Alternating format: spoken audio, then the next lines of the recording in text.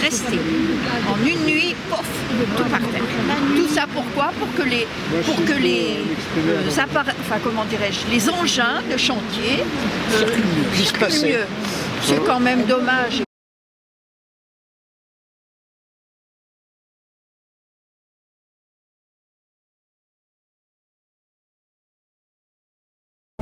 Ah ben ce qui paraît, c'est qu'ils veulent les couper parce qu'ils sont malades. Donc moi je pense que c'est qu'un peu, on retrouve un peu le problème du boulevard de la Colonne. On les décrète malades et on les coupe.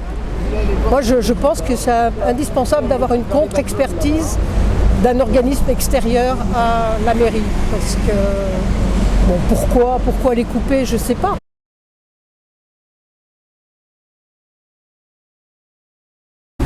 Donc on en a ras le bol de se battre contre l'abattage d'arbres dont on voit bien que bien souvent on aurait pu faire autrement que les abattre. Dès que vous avez des couleurs du rouge à l'orangé, ça veut dire on ne conserve pas. Après, il y a la couleur verte et il y a une autre couleur dérivée du vert qui consiste à dire on préserve mais en attente de. Et la couleur brune, c'est on ne touche absolument pas. On voudrait se battre pour qu'il y ait une canopée urbaine en fait. Parce que vous le savez, on ne pourra pas vivre dans cette ville dans quelques années. Ouais. Si on continue comme ça, déjà, si on continue de couper les arbres, mais même si on n'arborise pas massivement cette ville, il faut végétaliser partout où on peut. La ville va devenir invivable. Donc tous les plans d'attractivité, etc., qui sont à l'origine de beaucoup de politiques publiques ici, vont être ruinés. C'est pas la peine d'essayer d'attirer des gens s'il n'y a pas d'arbres en ville. Vous le savez en plus. Donc là, ce qui serait intéressant, c'est qu'on ait quand même déjà l'expertise sur les 10 arbres abattus. Ouais. Je sais pas quand, hein, j'ai pas de notion. Moi, je pense que c'est sous votre mandat, mais peut-être que... Non, c'était avant. Bon, bah alors, les réseaux d'alerte n'ont pas fonctionné. Bon, tant pis, c'est pas grave. Et la deuxième chose, là, c'est pareil. Vous dites qu'ils sont malades, si j'ai bien compris. Bon, pareil, nous, on veut avoir l'expertise par qui a l'air sanitaire, par qui elle a été réalisée, qu'on puisse, comme on a fait le boulevard de la Colonne à l'époque, hein, qu'on puisse la regarder, nous, avec les gens qui connaissent mieux que moi, évidemment, mais il y en a plein, comme ça, et puis éventuellement demander une contre-expertise si on a des doutes sur l'expertise qui a été faite, voilà. Après, on verra. Alors, non, vous avez été élu, ne dites pas, on n'a pas eu le temps de s'exprimer. Voilà, moi, je pensais qu'après le bilan de Dantin, la première chose que vous auriez fait, c'est de dire, ici, symboliquement, on replante les tilleuls. Eh bien, c'est pas fait. Et là, aujourd'hui, qu'est-ce qu'on apprend? Ici, on apprend qu'on va encore abattre des arbres. Eh bien, on s'élève. Vous comprenez ce... Non mais bien sûr je comprends. Vous comprenez? Bien sûr. Parce que sinon c'est pas la peine d'être écologiste. Si on ne comprenait pas, on se mettra jamais d'accord. Si on ne comprenait pas, on ne serait pas venu dialoguer avec vous. Vous revendiquez du dialogue. On est venu en discuter avec vous. Là...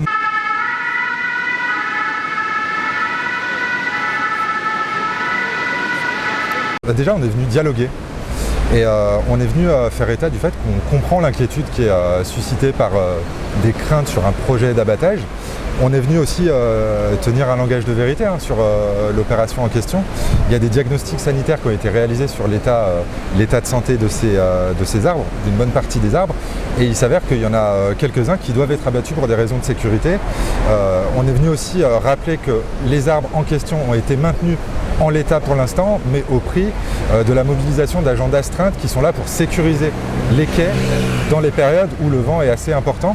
Donc ça, c'est des éléments qui doivent être portés à la connaissance des personnes qui s'inquiètent.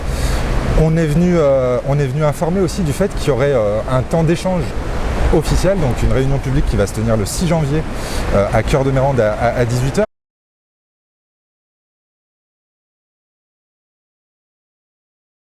Pour qu'on puisse présenter les tenants et aboutissants de cette opération d'abattage. C'est pas une opération qu'on va mener de gaieté de cœur.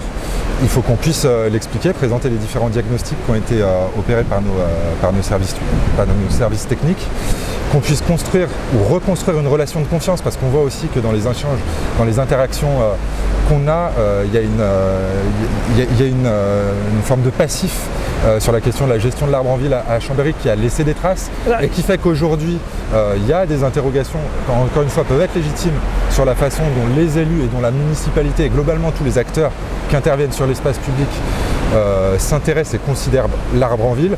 Donc il faut qu'on puisse repartir sur une relation de confiance un peu plus proactive et qu'à la fin on puisse lever cette suspicion qu'il peut y avoir dès lors qu'on va s'intéresser au devenir d'un arbre. Alors, vous parliez de passif, hein, on pense à la municipalité d'avant vous, par rapport à la gare, mais aussi au boulevard de la Colonne, qui a réussi, les arbres ont réussi à être maintenus. Mais vous êtes en municipalité depuis 3 ans, il y a beaucoup d'arbres qui ont été coupés depuis, sous votre mandat. Là, à Chambéry-le-Haut, rue près de Lannes, il y a eu des arbres qui ont été coupés. Donc ce passif, est-ce que les citoyens n'ont pas raison d'être inquiets et de ne pas vous faire confiance ?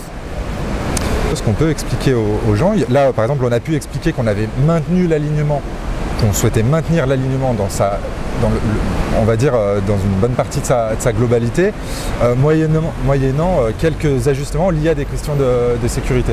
Maintenant vous faites référence à d'autres projets, il y en a un certain nombre, qui renvoient aussi à tous les questionnements qui se posent sur la façon d'urbaniser la ville, sur la façon de concevoir son développement et sur la façon de se projeter sur comment les habitants et globalement les usagers de la ville habiteront ici, travailleront ici, se logeront ici plus tard. Et donc sur cette question des arbres, bien évidemment, c'est une question qui est majeure et prioritaire et je le redis devant vous, on y accorde une attention toute particulière, voire prioritaire, compte tenu des enjeux liés au réchauffement climatique.